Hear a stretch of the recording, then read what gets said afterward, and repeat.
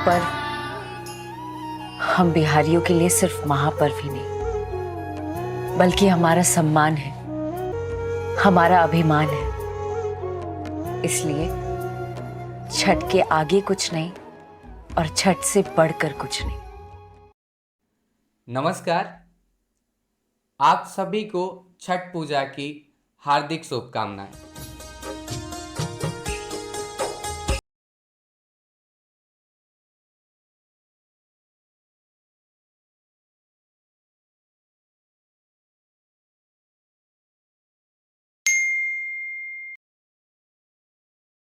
मैं विशाल राज स्वागत करता हूं आपके अपने चैनल वाइब अनप्लग पे। और आज के जो हमारे गेस्ट हैं वो हैं स्वर्णिमा द्विवेदी जी।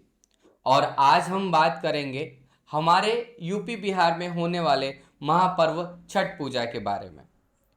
तो चलिए इस पॉडकास्ट की शुरुआत करते हैं। वेलकम मैम, स्वागत है आपका हमारे चैनल वाइब अनप्लग पे। बहुत बहुत धन्यवाद विशाल जी, आपने मुझे यहाँ बुलाया। छठ पूजा ऐसा महान पर्व जिसको बिहार के लोग महापर्व के रूप में जानते हैं। मैं भी इस विषय पे बातचीत करने के लिए बहुत दिनों से सोच रही थी। आपने मुझे यहाँ बुलाया, इसके लिए आपका बहुत बहुत धन्यवाद। मैं बहुत खुश हूँ आपसे बातचीत करके। आपका भी बहुत बहुत धन्यवाद। हमारे एक निमंत्रण पे आप हमारे यहाँ आ गई। साथ में अब छठ पूजा की बात करें तो ये जो छठ का पर्व है ये हमारे यूपी बिहार के लिए महापर्व है। जी जी। तो सबसे पहले मैं आपसे ये पूछना चाहूँगा कि जो ये छठ पूजा है, इस छठ पूजा को लेके हम यूपी बिहार के लोग बहुत ज़्यादा उत्सुक रहते हैं। हमारे जो लोग, हमारे भाई लोग हैं जो अलग अलग शहरों में रहते हैं, वो महीनों पहले टिकट करके इस छठ पूजा पे अपने घर आने के लिए आ जाते हैं। तो इस बात को लेके आप क्या कहना चाहेंगी? बिल्कुल विशाल जी, मैं आपकी बात से सहमत हूँ कि जैसा आपने कहा कि जो भी यहाँ के लोग बाहर जाके बसे हुए वर्क करने गए हुए हैं, वो छठ जैसे महापर्व पे अपने गांव पूर्वांचल की तरफ चल पड़ते हैं, जो भी बिहार के लोग रहने वाले हैं। और क्योंकि उनकी माँ और उनकी मातृभूमि दोनों उनको बुलाती है छठ पर्व पे, वो अपनी माँ के पास आते हैं। और सबसे बड़ी बात है, जो उनकी माँ है, जो उनके लिए वो बांस की चंगेली होती है, वो बेटे और पति को ही तो घाट तक पहुँचानी होती है। इसलिए उनकी माँ, उनकी मातृभूमि उनको याद करती है और वो सभी सुहागिनों के पति और उनके पुत्र अपने गांव की तरफ चल पड़ते हैं। सही कहा आपने। और ये उत्सुकता तो हमें बहुत पहले से रहती है और बहुत सारी प्रथाएं हैं या बहुत सारे रस्म व रिवाज हैं जो करने पड़ते हैं और इन पूरे परिवार के साथ इसको मनाया जाता है। बहुत अच्छा लगता है जब पूरे परिवार के लोग एक साथ खड़े होकर के और छठ का पर्व मनाते हैं, एक साथ खुशियाँ एक दूसरे परिवार के लोगों के साथ बांटते हैं। तो ये बहुत अच्छा लगता है परिवार में देख करके। सही बात है। और आज की बात करें तो ये छठ पूजा हमारे यूपी बिहार में और पूर्वांचल में ही सीमित नहीं रह गया है। अब मुझे लगता है कि पूरे हमारे देश भर में इसको मनाया जाता है। ये छठ पर्व तो अब विदेशों तक भी मनाया जा रहा है। हमारे जो यहाँ के भारत के लोग हैं, वो जो बसे हुए हैं विदेशों में, वो जहाँ रह रहे हैं, जहाँ जिस शहर में रह रहे हैं, वहीं पे वो अपना त्योहार मना रहे हैं। जो नहीं आ पा रहा है, जो हमारे भाई बहन जो हैं बाहर रह रहे हैं, वो नहीं आ पा रहे हैं किसी कारणवश, तो वहीं पे अपना मना रहे हैं। इसके साथ साथ अगर बात किया जाए तो आज तो पूरी दुनिया छठ पर्व के बारे में जानती है। और आप देखते ही होंगे उसमें जो बिहार विदेश में एक महिला छठ पर्व करती है और उसको वो जितना उसके पास सामर्थ्य, श्रद्धा है, भक्ति है, दिल से उस पर्व को निभाती है, करती है। और उसका साथ देने वाला कोई नहीं रहता वहाँ पे, फिर भी वो अकेले करती है। और छठ माता से वो क्षमा याचना भी करती है। वो क्या कहती है कि पहिले पहिले हम कईनी छठी मैया बरत तोहार, करी क्षमा छठी मैया, भूल चुक गलती हमार। है ना। तो छठ मैया मुझे पहल तो कर रहे हैं, हाँ। मुझे क्षमा कर दीजिएगा अगर कोई गलती। और छठ मैया भी माँ भी क्या होती है, भगवान भी भक्त के श्रद्धा और भक्ति के प्यासे होते हैं। वो ये नहीं जानते कि हमारा भक्त गलती कर रहा है तो उसकी गलती को हम निकालें। हाँ। वो भी भक्ति के ही, श्रद्धा के ही भूखे होते हैं भगवान।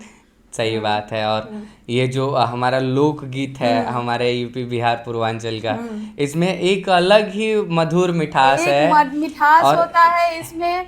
और समझ लीजिए कि जब औरतें छठ का गीत एक साथ जब गाती हैं तो हमको नहीं लगता कि उस समय कोई वैदिक मंत्र भी उसके सामने हाँ। मतलब उससे भी ज्यादा ये इसमें भक्ति एक दिखती मधुर है, मिठास है इस मिठास आवाज होती में। है, हाँ। और जब ये जहाँ बजता है ना, वहाँ एक अलग सी अलग ही तरंग धुन फैल जाती है। इन धुनों में पूरा इतनी ताकत वातावरण है। ही भक्तिमय हो जाता है।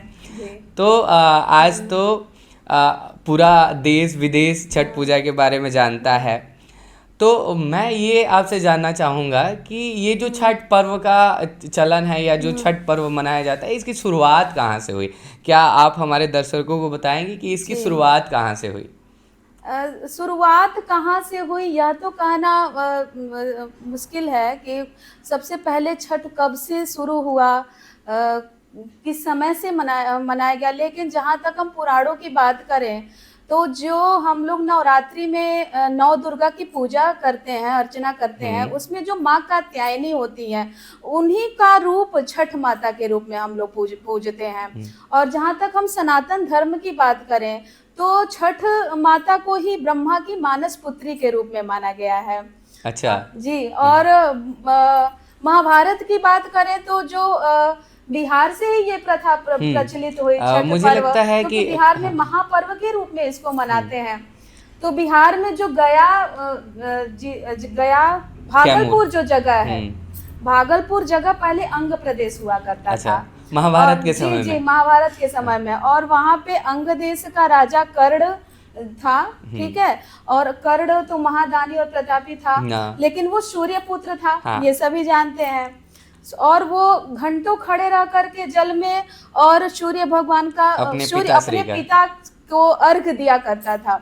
तब से ये प्रथा चल पड़ी है। महाभारत में द्रौपदी भी कार्तिक पूर्णिमा की षष्ठी तिथि वो पूजा करती थी, अर्घ देती थी सूर्य को, जिनके वजह से उनको पुनः अपनी पैतृक संपत्ति और धन राज्य सब फिर से प्राप्त हुआ।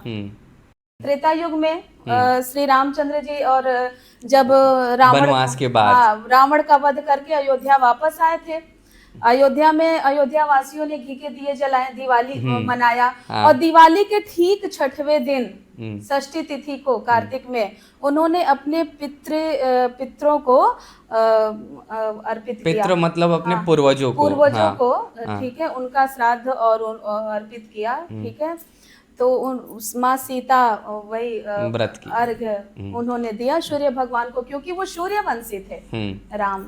से ये प्रथा चली आ रही है और पीढ़ी दर पीढ़ी इसका पालन किया जा रहा है। सास जब तक चल पाता है फिर वो बहू को अपने वो छठ का वो सुपली कहा जाता है ना, सुपली देती हैं। जी। तो ये तो हमारे कुछ ऐसे शब्द हैं हमारे यहाँ के, जैसे आपने अभी बोला सुपेली, ऐसे बहुत सारे शब्द हैं हमारे यहाँ के। जैसे कि छठ में एक और शब्द है, मुझे याद नहीं आ रहा है, आई थिंक उसको बहंगी कहते हैं। ये बहंगी का क्या मतलब होता है? बांस की जो चंगेली है, चंगेली जो बनती है उसी को बहंगी, उसको अपने घर से छठ माता के घाट तक पहुंचाना। और वो घर का कोई सदस्य ही लेके जाता है, पति या पुत्र ही उसको लेके जा सकता है। और उसके साथ साथ एक गीत भी होता है। जी जी, उसके साथ जब सभी लोग लेके निकलते हैं, हम महिलाएं लेके निकलते हैं, एक साथ पूरा वातावरण गूंज जाता है। काचही बांस के बहंगिया, बहंगी लचकती जाए, लागी ना बलम जी का हरिया, बहंगी घाटे पहुँचाए। बहुत बहुत मधुर गीत है ये। और मुझे लगता है कि छठ का जैसे ही समय आता है तो हर जगह यही गाना क्या होता है, हर चारों जगह पे तरफ छठ गूंजता माता रहता के है। प्रति वही हाँ, भक्ति और श्रद्धा के भाव गूंज पड़ते हैं। गूंजता जी, रहता है। एक साथ पूरा वातावरण ऐसा लगता है उसमें। घाट पे आपने देखा होगा कि कभी कोई ऐसा नहीं लगता है, ना कोई छोटा ना कोई बड़ा, सब एक साथ, ना कोई अमीर ना कोई गरीब, एक समान सब दिखते हैं। आप भी अगर अपने गांव जाते होंगे तो देखते होंगे कि किसी के भी छठ माता को आप झुक के प्रणाम करते होंगे। आप ये नहीं देखते होंगे कि वो किसी क्या और है, वो किस अमीर की है गरीब की, जो भी अपना छठ माता को रूप स्थान दिया है, आप कहीं भी झुक के प्रणाम करेंगे, सब एक समान दिखते हैं। तो इसके साथ साथ एक और चीज़ मैं जानना चाहूँगा कि जैसे कि मुझे जहाँ तक पता है कि ये जो छठ व्रत होता है, ये सारे व्रतों में सबसे कठिन व्रत छठ का सबसे व्रत होता कठिन है। व्रत है, सबसे कठिन व्रत। तो ये किस प्रकार से कठिन व्रत है, थोड़ा हमारे दर्शकों को बताएंगी? जी, वैसे तो 4 दिवसीय ये परंपरा चलती आ रही है छठ का व्रत।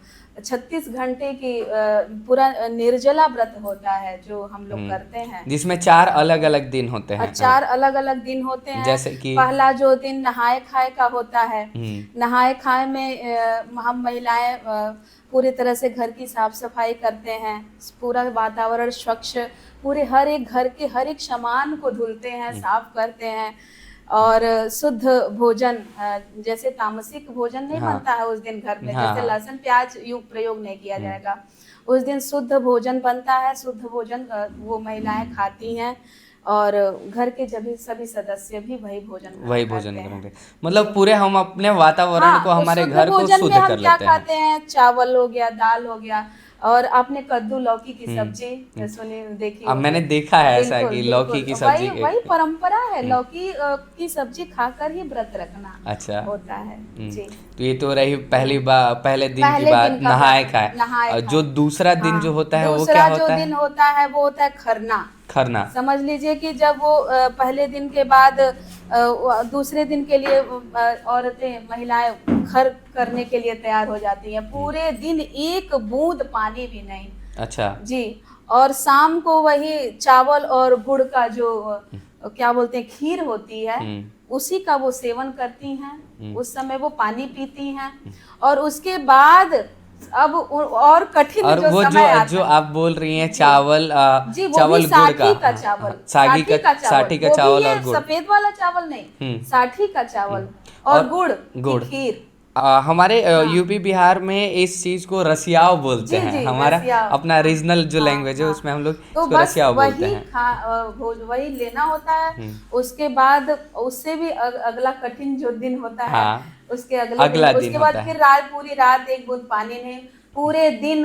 तो वही वही छठ माता का इतना प्रताप पुण्य रहता है कि काम में ही उनकी सफाई, उनका सामान व्यवस्थित करने में ही हम लोग का पूरा दिन खुशी खुशी निकल जाता है, कि कोई एक भी चीज छूटने ना पाए जो हम लोग घाट पे लेके जाते हैं। तो जी, ये तो हुआ शाम तीसरे दिन की तीसरे बात। दिन के बाद। तो इसमें और जैसा शाम आपने के बोला समय वही जो हम लोग जाते हैं घाट पे, तो सूर्य के डूबने का, सूर्य जब अस्त होते हैं, सूर्य के प्रति हम लोग अपनी आभार व्यक्त करते हैं, प्रकृति के प्रति। ठीक है, तो सूर्य जब अस्त होते हैं उसके 1-2 घंटे पहले जल में खड़े होकर के हम लोग सूर्य, डूबते हुए सूर्य को देखते हैं, उनको प्रणाम करते हैं, आशीर्वाद लेते हैं। अपने घर के बच्चे बच्चियों, ठीक है, सबके लिए समृद्धि, सुख समृद्धि की प्रार्थना करते हैं। और फिर वहां से जब घर आते हैं, ठीक है, तो वहाँ अगर किसी के यहाँ शुभ कार्य हुआ रहता है, शादी विवाह मुंडन संस्कार जो भी वो रहते हैं, तो कोशी भरने की प्रथा होती है। तो ईख का वो बनाया जाता है, मंडप बनाया जाता है, उसमें कुछ साड़ी या कुछ गमछा लपेट करके उस पर मंडप बना दिया जाता है।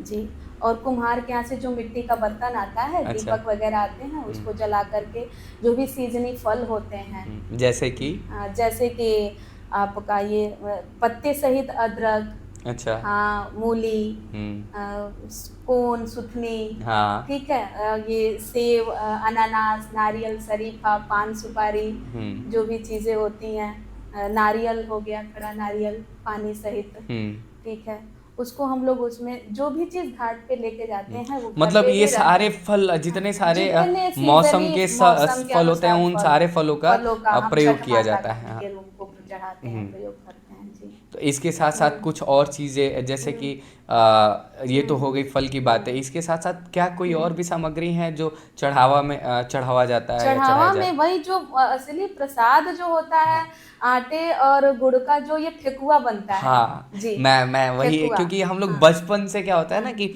बचपन से हम अपने घरों में ये चीज़ देखते आ रहे हैं, और हम लोग बड़ा उत्साहित रहते हैं कि पूजा के बाद हम लोग को ठेकुआ खाने को ठेकुआ मिलेगा। मिलेगा। हाँ, आप देखे होंगे घर पे कि ठेकुआ की जब सुगंध और उसकी हाँ, मिठास घर में गूंजती है, हाँ, तो चाहे मुंह में भले ही मुंह में आपके पानी आ पानी आ जाता जाए, लेकिन वो है। प्रसाद उस समय नहीं मिलता है। हाँ, वो प्रसाद जब हम पूजा के सुबह बाद। का अर्घ लेने के बाद ही वहां पे जो हमारी और ये तो व्यथा हमारी बचपन से रही है, क्योंकि जब चालू होता है ये परंपरा, तब से जैसे आपने बोला कि पूरा घर सुगंध से भर जाता है, भरा बिल्कुल रहता है, सब लेकिन आप छू नहीं सकते सकते उसको। हैं, क्योंकि वो जब तक हाँ पूजा का पूजा संपन्न नहीं होता नहीं तब तक जाता। छू नहीं सकते। हाँ तो ये तो ये सारी वही शाम के समय माँ अर्घ लेती हैं, सूर्य के डूबते हुए सूर्य को प्रणाम करती हैं, और फिर वही रात में सूर्योदय से पहले ही 2-4 घंटे पहले घाट पे परिवार सहित चले जाते हैं, और वहाँ पे उगते हुए सूर्य को देख करके दूध और जल से, गंगा जल से वही अर्घ देते हैं, पुत्र या पति के हाथों से अर्घ लिया जाता है। इसके साथ साथ मैंने एक चीज़ और देखा है, जैसे कि शाम के टाइम जो संध्या अर्घ होता है, जैसा आपने बताया, उस संध्या अर्घ में मैंने देखा है, मैं ज़्यादा तो इसके बारे में नहीं जानता, लेकिन मैंने देखा है कि कुछ जो हमारे यहाँ की महिलाएं होती हैं वो पानी में खड़ी हो जाती हैं, और खड़ी होके मुझे लगता है कि उपासना करती हैं हाँ, या बिल्कुल, पूजा करती तपस्या हैं। वो करती हैं। किस चीज़ के लिए होता है? वो इस चीज के लिए कि अपने पुत्र के प्राप्ति के लिए। पुत्र प्राप्ति के लिए भी लोग उपासना करते हैं, भक्ति करते हैं। और कहीं कहीं तो हमने ये भी देखा है कि जो लोग होते हैं, जो औरतें होती हैं या जो लोग होते हैं, वो अपने घर से, जहाँ घाट होती है, जहाँ वो चाहे वो पोखर में, जो पोखर, हाँ, जो लोग नदी, नदी, जलाशय, हाँ, तालाब, जो, हाँ, जी, जो नदी पहुंचने उनके के घर से लिए दूर है, बहुत, हाँ। तो कभी तालाब में भी वो लोग कर लेते हैं, जलाशय जैसा आपने बोला उसके अंदर भी कर लेते हैं। तो वो अपने घर से जब निकलते हैं तो वो लेट के दंडवत होके उस रास्ते को बिल्कुल, नापते बिल्कुल, हुए वो जाते हैं। परंपरा है। ये वो लोग मन्नत मांगते हैं ना कि छठ माता यदि मेरी ये मनोकामना पूर्ण हाँ, कर देंगी, तो मैं दंडवत करके लेट कर आपके वो स्थान पे आऊंगा और बिल्कुल। आपकी आराधना और छठ करूंगा, माता में इतनी शक्ति है कि वो मनोकामना पूरी भी कर देती हैं, पूरा हो भक्तों की, जाता है। बिल्कुल जी। तो ये हमारी तो बहुत आस्था है जी। मैं तो सबकी बहुत आस्था है, खुशी हमारे से यूपी इस व्रत बिहार को के, मुझे करती नहीं हूँ। ऐसा लगता तो है मैंने तो तीज और ये ज्योतिया भी व्रत करती हूँ, तैयारी करती हूँ, लेकिन छठ का विशेष रूप से तैयारी करती हूँ जी। हाँ, यही तो हमारे यहाँ की परंपराएं हैं, यही हमें अपने लोगों से जोड़ के रखती हैं, और हमारे आध्यात्म, हमारे धर्म और पूजा पाठ और आस्था से जोड़ के रखती हैं। तो ये तो शाम की बात हुई। सुबह जैसे आपने बताया एक और बात कि सुबह का सूर्योदय का अर्घ होता है, तो सूर्योदय का जो अर्घ होता है वो सूरज देवता को दिया जाता है, सूर्य देवता को दिया जाता है, जी सूर्य देव का, हाँ सूर्य देवता को ही दिया जाता है, सूर्य देवता को हाँ, दिया जाता है। हाँ, और उसके बाद हमारी हाँ, पूजा संपन्न हो जाती संपन्न होती है। है। उसमें शुद्ध गाय का दूध प्रयोग किया जाता है या कोई भी दूध जी प्रयोग नहीं, किया शुद्ध जाता है? गाय, देसी गाय का दूध और गंगा जल मिला करके उसी से अर्घ दिया जाता है। तो जो ये आपने बोला अभी कि दूध और जल से, गंगा जल से अर्घ दिया जाता है, तो ये दूध और गंगा जल का ही प्रयोग क्यों किया जाता है? क्योंकि गाय का दूध जो है शुद्ध है माना जाता है, इसलिए। और गंगा उसको जल तो पहले से शुद्ध है ही, गंगा जल तो हाँ पहले से शुद्ध है ही, इसलिए उसको अर्घ अर्घ दिया उसी से जाता है। अर्घ लिया जाता है। तो अभी तो ये बात हुई कि 4 दिन का जो व्रत होता है, ये कठिन व्रत औरतें संपन्न करती हैं, तो इसके संपन्न करने का भी कोई विधि विधान है या इन 4 दिनों के व्रत के बाद इसको ऐसे ही अपने आप संपन्न हो जाता है? जी विशाल जी, व्रत तो वही जब सूर्य उषा काल का महिलाएं अर्घ लेती हैं, उसके बाद उसी प्रसाद जो ठेकुआ और जो चढ़ाया हुआ छठ माता का प्रसाद होता है, उसको उसी और को लेकर के और जल से अपना व्रत तोड़ती हैं। इस तरह ये कठिन व्रत जो है विधि विधान से संपन्न होता है, और वही प्रसाद परिवार के सदस्यों में वितरण किया जाता है। फिर हम इंतजार करते हैं अगले छठ पूजा का। छठ पूजा में तो ऐसा लगता ही नहीं कि दिवाली जा चुकी है, इतना हम लोग व्यस्त धूमधाम रहते से, हैं हाँ। जी, कि पता ही नहीं चलता दिवाली कब गई। दिवाली जैसे जाते वैसे छठ की छठ तैयारियां पूजा आ शुरू जाता हो है। जाती हैं। अगर आज के युग की बात करें तो आज के जो युवा पीढ़ी है, नवविवाहित जो लोग हैं, उनके अंदर जो ये परंपराएं, हालांकि हमारे यूपी बिहार में बहुत ज़्यादा ये प्रचलित है। यूपी बिहार और उत्तरांचल का जो हमारा एरिया है, इसमें बहुत ज़्यादा प्रचलित है। लेकिन आजकल के जो युवा पीढ़ी है, इन पर्व को जैसे छठ पूजा हो गया या और पर्वों को उतना महत्व नहीं दे रहा है। तो आप उनको क्या कहना चाहेंगी? और ये छठ व्रत अगर वो करें तो क्यों करें आप? बिल्कुल, जैसा हमारे पूर्वज करते आए हैं, परंपरा है इस कठिन व्रत को करने का, तो आजकल की युवा पीढ़ी इतना तपस्या और कठिन व्रत जल्दी वो करने के लिए तैयार नहीं होते हैं। वो कहते हैं कि अरे ये तो बहुत कठिन बहुत व्रत कठिन है, है, बहुत कठिन। हाँ, लेकिन तो अब मुझसे अभी नहीं होगा, इस तरह से वो टालते हैं। लेकिन मुझे जहाँ तक कहना है कि इस पूजा को छठ माता का व्रत है, अपनी परंपरा के अनुसार निभाना चाहिए, करना चाहिए, ठीक है। और कठिन है, लेकिन पहले भी तो कठिन था। पहले भी कठिन हाँ, था, हमारी लेकिन उस माताएं, समय, हमारी हाँ, उस समय वो श्रद्धा, माता ईश्वर के प्रति श्रद्धा भाव, भक्ति दिखते थे, वो उत्साह दिखता था जी। जो आज धीरे धीरे खत्म हो रहा है, हाँ, लेकिन ये होना चाहिए। बिल्कुल क्योंकि करना चाहिए। मैं तो सबसे यही कहूँगी कि ये छठ का महापर्व ही अपने पूर्वजों को देख करके बिल्कुल उसी विधि विधान से पूर्ण करना चाहिए। और ये जो हमारे पूजा हैं, जैसे छठ पूजा हो गया, दिवाली हो गया, और भी हमारे जितने सारे त्योहार हैं, ये हमें अपने कल्चर से, जो हमारा जोड़ते हैं, हाँ, जोड़ते जी, हैं, हमारी परंपराओं से, हमारे संस्कारों से से, जोड़ते हैं, और हमारे जो लोगों को, पहली बात तो ये लोगों को मिलाने का काम करता मिलाने है। का। और ये ऐसे पर्व हैं जिस समय पूरा परिवार एक एक साथ साथ होके होकर के उस पर्व को, उस खुशी का आनंद आनंद लेता है। जी। और आज की भाग दौड़ भरी जिंदगी में एक दूसरे को समय देना बड़ा मुश्किल है। हाँ। और यही तो त्योहार जो है, इसीलिए मैं कहना चाहूंगी सभी पूर्वांचल और बिहार की जनता से हाँ, कि इस छठ पर्व पे आप अगर अभी तक नहीं आए तो अपने गांव जरूर आएं और अपने परिवार में सम्मिलित हों, उनके साथ खुशियां बांटें जी। जरूरी है, आज के परिवेश में जरूरी है, और ये करना भी चाहिए। जी, तो ये तो बहुत अद्भुत आपके साथ वार्तालाप रहा, और आपका बहुत बहुत धन्यवाद जो आपने हमको इतना समय दिया और हमारे लोगों को, यूपी बिहार के लोगों को, इन सारी चीज़ों के बारे में अवगत कराया। धन्यवाद विशाल जी। मैं आपको और पूरे यूपी बिहार और पूर्वांचल की जनता को भी मैं बहुत बहुत धन्यवाद देती हूँ। इसी के साथ साथ आज का हमारा ये पॉडकास्ट यहीं पर समाप्त करते हैं। धन्यवाद।